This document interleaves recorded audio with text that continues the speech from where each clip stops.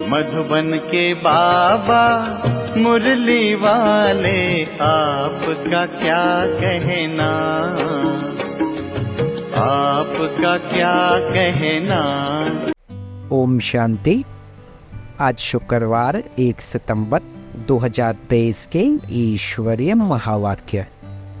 आज विश्व कल्याणकारी बाप बोले, मीठे बच्चे, देह सहित सबकी याद भूल, बाप जो है जैसा है उसे यथार्थ पहचान, स्वयं को बिंदी समझ, बिंदी रूप से बाप को याद करो। बाबा क्या बोले बच्चों से? बाबा बोले, मीठे बच्चे, देह सहित सबकी याद भूल, बाप जो है जैसा है उसे यथार्थ पहचान, स्वयं को बिंदी समझ, बिंदी रूप से बाप को याद करो। प्रश्न: कौन सा ज्ञान इस समय बाप से ही तुम्हें मिलता है और कोई नहीं दे सकते? उत्तर है, तुम स्त्री पुरुष साथ में रहते, गृहस्थ व्यवहार की संभाल करते पवित्र रहो। यह ज्ञान अभी इसी समय बाप तुम्हें देते हैं और कोई यह ज्ञान दे नहीं सकता। तुम्हें दान तो 5 विकारों का करना है, लेकिन मुख्य है काम, जिस पर पूरी विजय पानी है। सर्वशक्तिमान बाप की याद और श्रीमत पर चलने से ही यह ताकत मिलती है। आज का गीत, दुखियों पर रहम करो। ओम शांति। वही बाप बैठ बच्चों को समझाते हैं। कौन है यह बाप? यह बच्चे जानते हैं जिनके सम्मुख बाप बैठे हैं। अब तुम बच्चों की बुद्धि का योग बेहद के बाप तरफ है। बुद्धि का योग अभिहद के बाप से तोड़ना है। सारी दुनिया के जो भी मित्र संबंधी हैं, बल्कि इस देह को, दुनिया को, सबको भूलना है। यह बाप के डायरेक्शन मिलते हैं। बाप बच्चों को कभी नहीं भूलते हैं। बाप तो कहते हैं, भक्ति मार्ग में भी तुम बच्चों की हम संभाल करते आए हैं, परंतु ड्रामा अनुसार तुम बच्चों को भूलना ही है। भुलवाती है माया। हम आत्मा है, यह भी रावण भुला देते हैं, ते अभिमानी बना देते हैं। यह तुम बच्चों का पाठ है। ऐसे नहीं कि तुम वहाँ सिर्फ बाप को भूल जाते हो, परंतु वह जो है जैसा है उस बाप की याद और सुख देने का ज्ञान भूल जाते हो। अभी तुम जानते हो बाबा कल्प कल्प आते हैं। बाबा कैसा है यह भी बुद्धि में धारण करना है। मनुष्यों ने तो शिवलिंग का बड़ा चित्र बना दिया है, और सभी के चित्र तो ठीक है। जैसे ब्रह्मा, विष्णु और शंकर का चित्र भी ठीक है, मंदिरों में पूजे जाते हैं, परंतु परमपिता परमात्मा का नाम, रूप, देश, काल जो है वह भूल जाते हैं, चित्र भी भूल जाते हैं।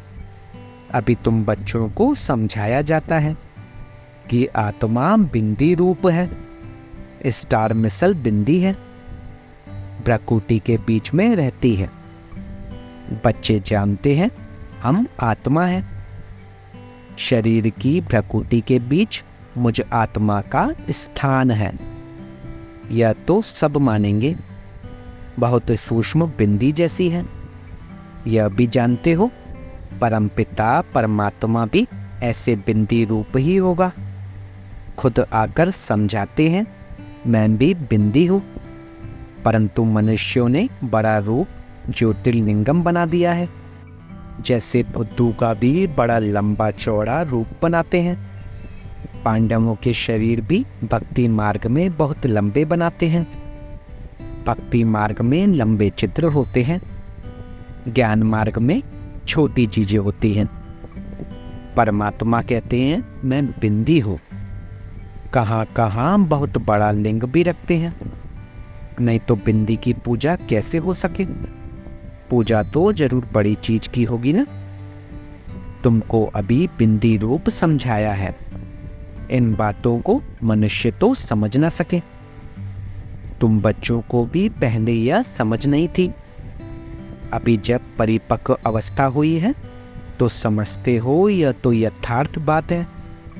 अगर शुरू से लेकर बाबा भी समझाते तो हम समझ नहीं सकते, क्योंकि बिंदी कोई चीज़ तो है नहीं, हम मानते नहीं। परंपरा से शिवलिंग कहा जाता या फिर क्या है? तो बाप समझाते हैं कि वह भी रॉन्ग है। मैं जो तुम्हारा बाप हूँ, मैं बिंदी हूँ। तुम्हारा भी बिंदी रूप है, परंतु पूजा आदि के लिए बड़ा शिवलिंग बनाते हैं। आत्माओं का रूप भी शालिग्राम बनाते हैं, परंतु ऐसे है नहीं। आत्मा इतनी बड़ी हो नहीं सकती। आत्मा देखने में भी बड़ा मुश्किल आती है। यह समझने की बड़ी गूढ़ बातें हैं। आत्मा भी बिंदी रूप है। इस छोटी सी आत्मा में 84 जन्मों का पाठ है। एक सेकंड न मिले दूसरे से। 84 जन्मों का पाठ सारा एक छोटी सी आत्मा में नंदा हुआ है। यह बड़ी कुदरत की बात है। सारा पाठ बिंदी में रहता है। उस नाटक में भी पाठ बजाने वालों की बुद्धि में सारा पाठ रहता है ना। वह है छोटा पाठ। यह 84 जन्मों का पाठ भी अच्छी रीति समझना है, और फिर समझाने की भी बड़ी युक्ति चाहिए। इतनी छोटी बिंदी है, कितनी छोटी है, कितनी शक्तिवान है। उनको परमपिता परमात्मा कहा जाता है। तुम आत्माएं उनसे योग लगाने से मास्टर सर्वशक्तिमान बनते हो। माया पर जीत पाकर अटल अखंड सुख शांतिमय राज्य करते हो। कितनी समझने की बातें हैं। यह है पढ़ाई, है भी बहुत सहज। यह पाप ही समझा सकते हैं, कोई मनुष्य नहीं समझा सकते हैं। बरोबर इतनी छोटी चीज, परंतु नाम कितना बड़ा रखते हैं, ज्ञान का सागर। तुम कहते हो मनुष्य सृष्टि का बीज रूप चैतन्य है, सत्य है, अविनाशी है।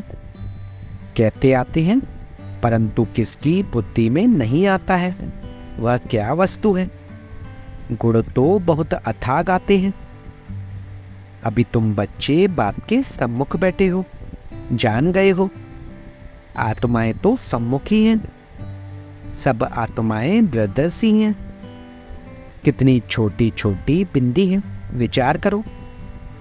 मूल वतन का हम जो चित्र बनाते हैं उसमें बिंदु रूप ही दिखाते हैं। जैसे स्टार्स आकाश तत्व में ऊपर खड़े हैं, वैसे ही महतत्व में भी हम ऐसे स्टार माफिक अपने अपने सेक्शन में खड़े होंगे। झाड़ छोटे छोटे स्टार्स का बना हुआ है। वहां से फिर आत्मा आती है, शरीर धारण करती है, पाठ बजाने ली। कैसे नंबरवार आत्माएं आती, यह सारी बुद्धि चलनी चाहिए। हर एक धर्म का सेक्शन अलग होगा। बाप दृष्टांत दे समझाते हैं। बन्नन ट्री का भी मिसाल समझाते हैं। हिंदी बहुत जगह चलती है, तो बच्चों को हिंदी भाषा में समझाना पड़ेगा। परमपिता परमात्मा भी हिंदी भाषा में ही समझाते हैं। आजकल जहाँ तहाँ इसका प्रचार करते रहते हैं। एक भाषा होना तो मुश्किल है। कई समझते हैं परमपिता परमात्मा तो सब भाषाएं जानते होंगे, परंतु ऐसे तो हो न सके। अथाह अनेका एक भाषा है, वह तो सीखनी पड़ती है। परमपिता परमात्मा को तो कुछ सीखना नहीं है। उन्होंने कल्प पहले जिस भाषा में समझाया है उसमें ही समझाते हैं। बाकी भाषाएं तो हर एक को पढ़नी होती हैं। बाप को पढ़नी होती है क्या? तुम देखते हो शुरू से ही हिंदी चली है। सब हिंदी सीखते जाते हैं। भारत में हिंदी का प्रचार है। बाप भी हिंदी में समझाते हैं। फिर हर एक को अपनी भाषा में ट्रांसलेशन कर औरों को समझाना पड़े। बाप और बाप की रचना का परिचय सबको समझाना है। सभी का सदगति दाता वह एक बाप है, यह सब जानेंगे बरोबर बाप आया हुआ है। बाप कहते हैं मैं भारत में ही आता हूँ, भारत हमारा बर्थ प्लेस है। शिव के मंदिर, देवी देवताओं के मंदिर भी यहाँ है। देवी देवताओं का राज्य भी भारत में होता है। बाप भी भारत में आते हैं। देवी देवता धर्म की स्थापना यहाँ ही की है, तो मंदिर भी जरूर यहाँ चाहिए। औरों के इतने मंदिर नहीं होंगे, यहाँ तो बहुत मंदिर हैं। घर घर में लक्ष्मी नारायण के चित्र, राधे कृष्ण के चित्र, राम सीता के चित्र रखते हैं, क्योंकि भारत में वो कर गए हैं। परंतु उन्होंने कैसे राज्य लिया वह भूल गए हैं। चैतन्य में राज्य करके गए हैं। लक्ष्मी नारायण वैकुंठ के महाराजा महारानी हैं। उनको राज्य किए कितना समय हुआ यह भी जानते हैं। मुख से कहते भी हैं क्राइस्ट से 3000 वर्ष पहले देवी देवताओं का राज्य था, तो क्राइस्ट को 2000 वर्ष हुए ना। तो जो ऐसे कहते हैं उन्हें उसी बात पर समझाना चाहिए। कहते हैं क्राइस्ट से 3000 वर्ष पहले देवी देवताओं का राज्य था, अर्थात स्वर्ग था। ऐसे नहीं कि क्राइस्ट भी उस स्वर्ग में था। पूछेंगे क्रिश्चियन लोग तब कहाँ थे, यानी उनकी आत्माएं कहाँ थी। इस्लामी, बौद्धिक, क्रिश्चियन आदि की आत्माएं सब कहाँ थी, यह समझाना तो बड़ा सहज है। वह सब निर्वाण धाम व निराकारी दुनिया में थी। निराकारी दुनिया भी है, दुनिया में जरूर बहुत रहने वाले होते हैं। सभी आत्माओं का निवास स्थान महतत्व रूपी निराकारी दुनिया में है। तुम बच्चों की बुद्धि में अभी यह है कि इस समय सब देवी देवताओं की आत्माएं हाजिर हैं, तब बाप आए हैं, फिर से देवी देवता धर्म की स्थापना करते हैं। समझो, कोई धर्म आता है, पहले तो बहुत छोटा होता है, छोटी छोटी शाखाएं निकल जब पूरी होती हैं तब यह तुम्हारा फाउंडेशन भी पूरा होता है। बीज और झाड़ का राज समझाना तो बहुत सहज है। मनुष्य सृष्टि का झाड़ बहुत धर्मों का है, समझते भी हैं। फलाना धर्म था तो फलाना धर्म नहीं था। अभी छोटे छोटे धर्म निकलते हैं, आगे तो नहीं थे ना। छोटी छोटी शाखाएं तो अभी निकली हैं। यह तुम बच्चे जानते हो और कोई नहीं जानते। आत्मा और परमात्मा का हिंदी रूप नहीं जानते हैं। अभी बाबा ने तुम बच्चों को आकर समझाया है। तुम कहते हो बाबा हम आपके बच्चे हैं, कल्प पहले भी आपसे मिले थे, आपके बच्चे बने थे। बच्चे बनते हैं बाप का वर्षा लेने। बाप कहते हैं तुम हमारे हो, गोया अडॉप्ट किया, मुख वंशावली बने, तुम सब अडॉप्टेड हो। बाबा भी ब्रह्मा मुख से कहते हैं तुम आत्माएं हमारी हो। तुम आत्माएं भी कहती हो बाबा आपने जो ब्रह्मा तन में आकर अपना परिचय दिया है हम आपके हैं। बाबा कहने से ही वैसे की खुशबू आनी चाहिए, बच्चे ही कह सकते हैं। यह है प्रवृत्ति मार्ग। सन्यासियों के शिष्य बनते हैं, वह बाप बच्चे नहीं बनते। वर्षा बाप से जायदाद का मिलता है, वह तो कहेंगे हमने गुरु किया है। गुरु से तो जायदाद का वर्षा नहीं मिलेगा, वह तो जायदाद को छोड़ जंगल में चले जाते हैं।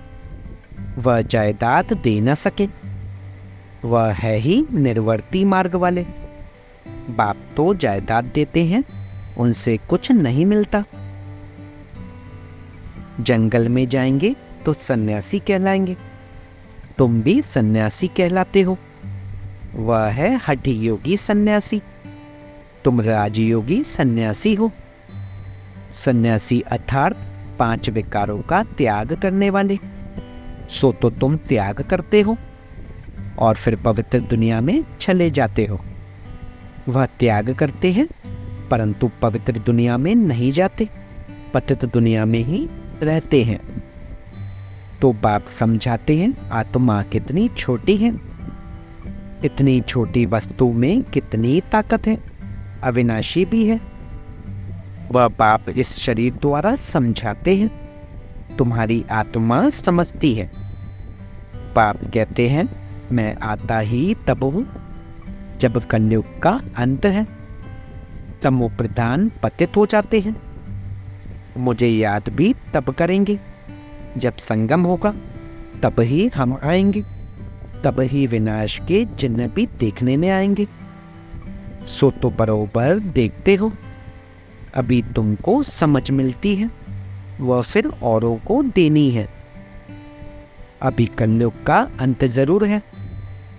यादव कौरव पांडव भी है, महाभारत लड़ाई भी है। बरोबर उस समय राजयोग भी सीखते थे। पांडवों ने विजय पाई, यादव कौरव विनाश हुए। स्वर्ग में तो एक ही धर्म होता है, अनेक धर्म खल्लास हो जाते हैं। यह बाप बैठ समझाते हैं। बच्चे जानते हैं बाबा की इस राजयोग की शिक्षा से हम बरोबर तो देवी देवता पद पाते हैं। तुम पुरुषार्थ करते हो, हम तो नर से नारायण ही बनेंगे। बाप का वारिस जरूर बनेंगे, तख्त नशीन बनेंगे। फिर जितना जो पुरुषार्थ करेंगे उतना पद पाएंगे। पुरुषार्थी छिपे नहीं रहते, वह बड़े मस्त होते हैं। पहले पहले प्रतिज्ञा करते हैं। बाप के जन्म बाद है रक्षाबंधन। बाप को जानते तो पहले प्रतिज्ञा करनी है। बाप कहते हैं काम महाशत्रु है। दान तो 5 ही विकारों का करना है, परंतु पहले पहले मुख्य काम है। इनसे बड़ा खबरदार रहना है। भले स्त्री भी साथ हो, गृहस्थ व्यवहार में रहते पवित्र रहना मेहनत का काम है। सर्वशक्तिमान बाप को याद करने और उनकी श्रीमत पर चलने से ताकत मिलती है। बाप का फरमान है साथ में रहते इकट्ठे रहते पवित्र रहना है। आगे तो स्त्री पुरुष इकट्ठे रहने से आग लगती थी। बाप कहते हैं इकट्ठे रहो परंतु आग न लगे।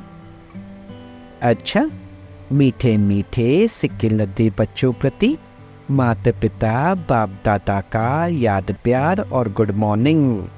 रूहानी बाप की रूहानी बच्चों को नमस्ते। हम रूहानी बच्चों की रूहानी बाप दादा को सिकवा प्रेम से नमस्ते नमस्ते नमस्ते बाबा, शुक्रिया बाबा, शुक्रिया। धारणा के लिए मुख्य सार, दिल से बाप को याद कर जायदाद की खुशी में रहना है। पूरा पावन जरूर बनना है। विचार करना है आत्मा कितनी छोटी है और उसमें कितना अविनाशी पाठ नुंदा हुआ है। बिंदु बन बिंदु बाप की याद में रहना है। वरदान, स्व इच्छा और दृढ़ संकल्प से एक देकर पदम लेने वाले चतुर्सुजान भव। चतुर्सुजान बच्चे मिट्टी से भरे हुए सूखे चावल देकर एक का पद्मा गुणा भाग्य बना लेते हैं। सिर्फ चावल देते और रिटर्न में सर्व शक्तियाँ, सर्व खजाने, 36 प्रकार से भी ज़्यादा वैरायटी ले लेते।